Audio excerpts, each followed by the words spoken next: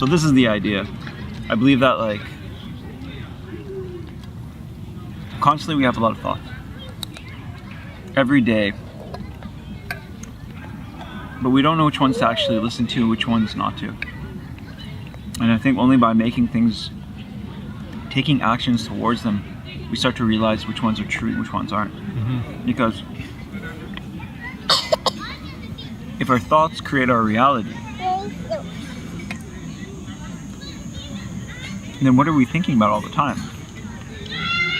If we're constantly thinking and we're not doing, then do we create a reality where we're just actually being? I don't think so.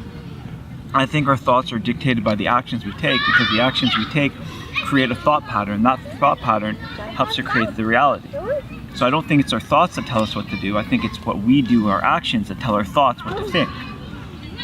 So as we were talking about the triathlon, the only reason I did the triathlon is because every thought in my head was like, you can't do this. This is not your reality. This is not your truth. Right. Wow. So I said, you know what? You bring up a lot of points. You do, like, it's nice to listen to you, but I want to go try. Worst comes to worst, I learned something new. And what you notice about the body, the human spirit in itself, it will tell you a lot of things until you put yourself into that situation. And then once you get into that situation, all the truth will come out. And what happens with the average person when you're put in that situation, people won't just survive, they'll thrive. That's the thing. They'll do amazing. If you have a project and a goal, let's say you have a dream that you want to achieve. Yeah. If you don't put a date and a time, everything is hypothetical. Like you create videos, right? Yeah. So if you're like, I want to create a new video, but you don't set a date and a time, how do you feel about it? It's You okay? Oh, she seems good. Yeah, she's fine. It's like it could be any moment or no moment, which often leads to no moment, because it's like it's so vague, it's so ungraspable, unplannable, uncoordinatable with like the rest of my life. So once you create a time and a date and you actually put yourself in that situation, what happens? It's so easy to focus. Like it narrows it down. It's like, okay, I'm not thinking about anything else in this moment but the making of the video. So there is a lot to think about there too, but it's not the rest of my life, the rest of my world. It's just that. Then I actually do have a chance to thrive, that's for sure. So if I hear what you're saying is, when you put yourself in a situation and you tell your thoughts and you tell your body and you tell yourself that I'm going to do something, what happens to everything? Is there a relationship that forms? Is there? Oh yeah, for sure. Like things fall into place to carry out my intention. Is that the same that happens for you? I think it happens with me and happens with, I know with everybody I know. Yeah. I think a lot of us have dreams, have goals, have aspirations, and all this creation, but we think so big on the grand scheme of things. Dreaming big is good. But if you dream big but you don't take one small step, then there's an unbalance into it, right? Yeah, for sure. Like you have a big dream. 100%. What is your big dream? Actually, I can boil it down to a few words. An authentically happy humanity. Okay. How does that equal into an action plan? Well, let me break it down. But I won't go into the whole like the master plan of it as to how to actually transition humanity into being authentically happy. There's the like top down and bottom up, like different ways to approach it. But basically, so let's go from bottom up, me to the world. Yeah. Starts with an authentically happy me. So finding that like that spot within me, that way of being within me, and then like maximizing the amount of energy I put into when I'm authentically happy. So minimizing the energy I put into life, into like being acting out when I'm not authentically happy or any variation of that, and then increasing the amount of energy I put in when I am happy. So that's like the another way that's often said is the whole follow your passion, do the things you're most excited for. Let me ask you two questions. Yeah, for sure. Because of you've used two words a lot of times within the conversation. Yeah. Step one. Yeah. Question one. Yes. What does authenticity mean to you? Sure. So authenticity has to do with inside out. So talking about authenticity with any other animal but the human would not be an issue ever. Okay. Because they're perma-authentic.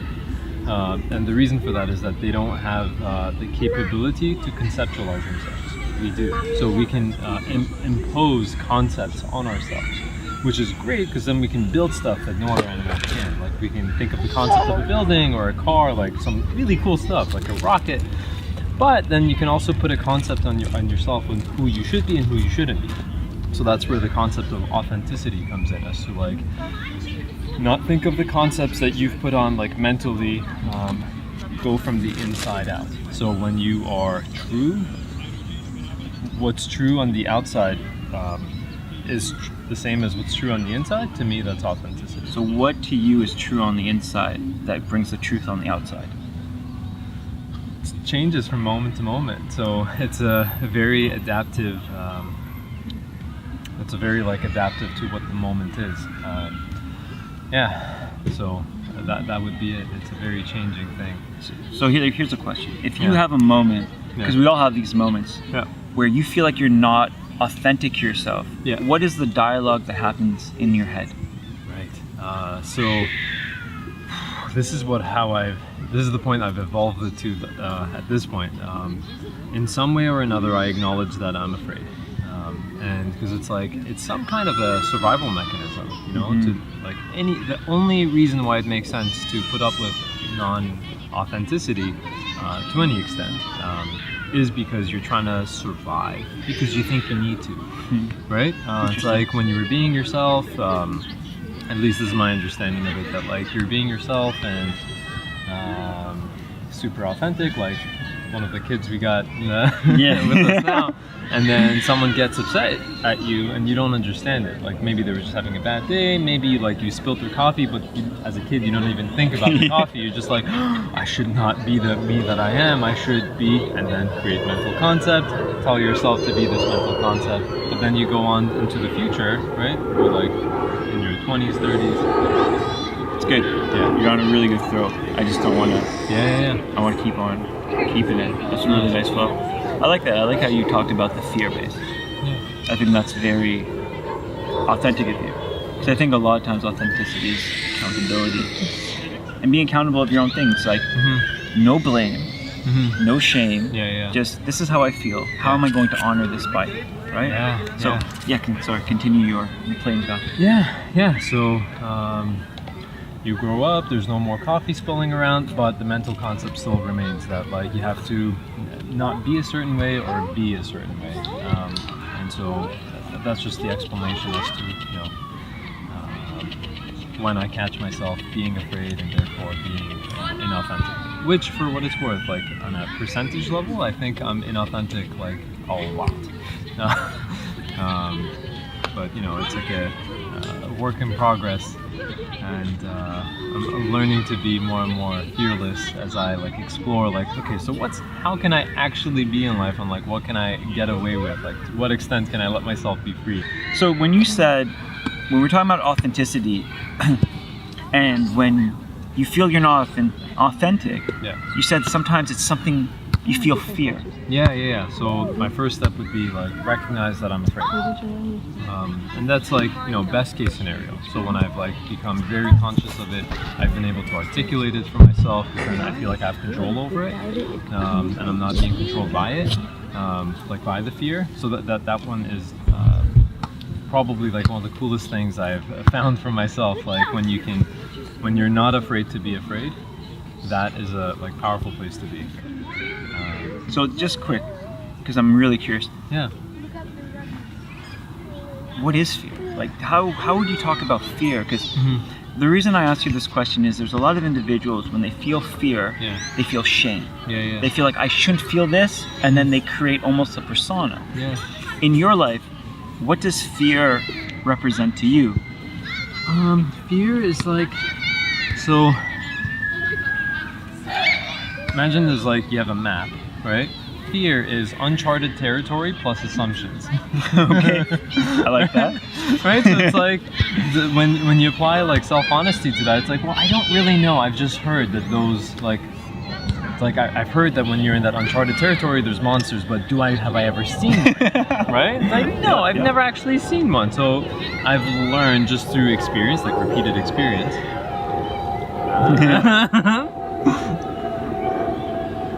It's a really good way of defining it. I really like that. So you're saying that fear, you're describing it as a map.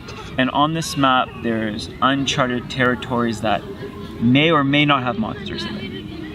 Yeah. So it's like, imagine you have a map of life, right? So it's like what is known, right? And maps, and since like life is fairly infinite, right? There's always like more there's always uncharted territory that you have to map out. Yes. Right? So like as you grow up, or as you have new experiences, or even in a conversation, like, you know, because in a conversation there's so many different threads you can pull on. Oh, for sure. Now, what fear is a part of the uncharted territory that you have assumptions around. And it's assumptions that in some way jeopardize your security or safety if you were to explore that area, right? So it's like the flip side of excitement. So excitement is probably uncharted territory, because you don't get excited about a known experience, right? You can be like, yes, I'll experience pleasure there, but that's different from like excitement. Excitement is uncharted territory that you have assumptions around. It's just assumptions that you'll have an awesome time. Interesting. So let me ask you this. Yeah. And tell me if you agree with it or not. Mm-hmm. I forget where I heard this, but somebody said that being scared and being excited are the exact same thing. It's just how you frame it. Right. Do you agree with that? 100%. Yeah. Why? So I had heard that that's like at a biochemical level, like the two are the same thing, and it's just it's the mental wording, the languaging that comes after. So I tested it once. I had a public speaking thing to do, and my heart was like, and I was like, holy shit, why am I so scared? I don't care, I'm so scared. And I was like, wait a second, this is literally that thing I heard about. So I actually started to test it. I was like literally before going on the stage, I started to tell myself, I'm excited. And I was like, you know what? Maybe I am excited. I don't know anymore. So I'll just lean to it. Like, I literally couldn't tell. Like, my heart was pacing and I was just like ready to like do something. I had a lot of energy present. I was like, I don't know. And like, that's the I don't know is one of my superpowers. Like, being okay with not knowing. I love that. Yeah, because then you can actually lean into like the excitement, or lean into the fear. I like that. So pretty much what you were saying is people that are trying to be authentic and they feel fear. The fear is just an unmarked part on their map that's actually a form of excitement, just mislabeled as something else. That's a beautiful way to put it. Yeah. Well, those are your words. Yeah. That's a very powerful way of putting it. So when you're creating those videos, you said authenticity. I think that's great. Yeah. But another word that you kept on talking about was happiness. Yeah. Do you need to be happy to create things? Describe happiness, you know? Right.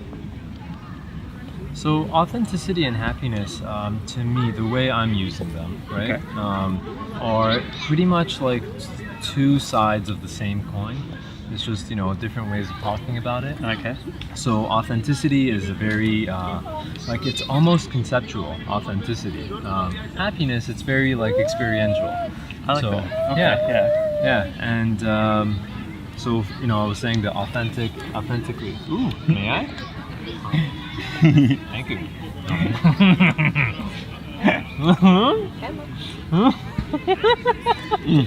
You got it in my nose too. Extra flavor. Yeah, an authentically happy humanity. That's the trio. So happiness would be the experience of being authentic. And can I add something there? Of course. Yeah, that what I would love to be a facilitator of creating isn't so much the happiness. That's like the end end trajectory where I would love authenticity to go, but I'm actually very, like, I would be very excited about people being authentically scared or like authentically sad. Like authentically feeling however way that you're feeling. That's like powerful. Yeah,